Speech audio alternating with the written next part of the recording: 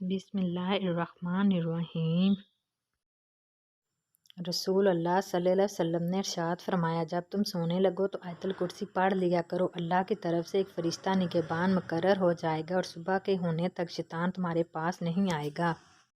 رسول اللہ صلی اللہ علیہ وسلم نے ارشاد فرمایا، جس نے جمعے کے دن غسل کیا، روح پاکی حاصل کی اور تیل یا شبو استعمال کی، پھر جمعے کے لیے چلا اور دو آدمیوں کے بیچ میں نہ گھسا اور جتنی اس کی قسمت میں تھی نماز پڑھی، پھر جب امام باہر آیا اور خطبہ شروع کیا تو خاموش ہو گیا، اس کے اس جمعے سے دوسرے جمعے تک کے تمام گناہ بخش دیے جائیں گے۔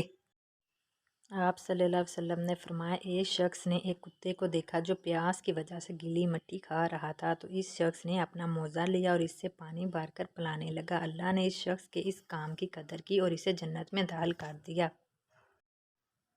رسول صلی اللہ علیہ وسلم نے فرمایا، جو شخص مرنے کے بعد وراثت میں قرآن مجید چھوڑ گیا، کوئی مسجد بنا گیا یا مسافروں کے لیے کوئی مسافر خانہ بنوا گیا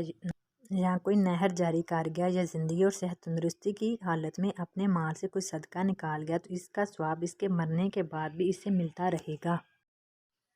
حضرت محمد صلی اللہ علیہ وسلم نے فرمایا، قیامت سے پہلے 6 چیزوں کو گننا اور یاد رکھنا: میری موت، پھر بیت المقدس کی فتح، پھر موت کی وہ شدید بیماری جو تمہیں اس طرح ختم کرے گی جیسے بھیڑوں کی بیماری سے لاتعداد بھیڑیں مر جاتی ہیں، پھر مال اتنا پھیل جائے گا کہ اگر کسی غریب آدمی کو 100 دینار دیے جائیں گے تو وہ غضبناک ہو جائے گا، شدید افراط زر ہوگا،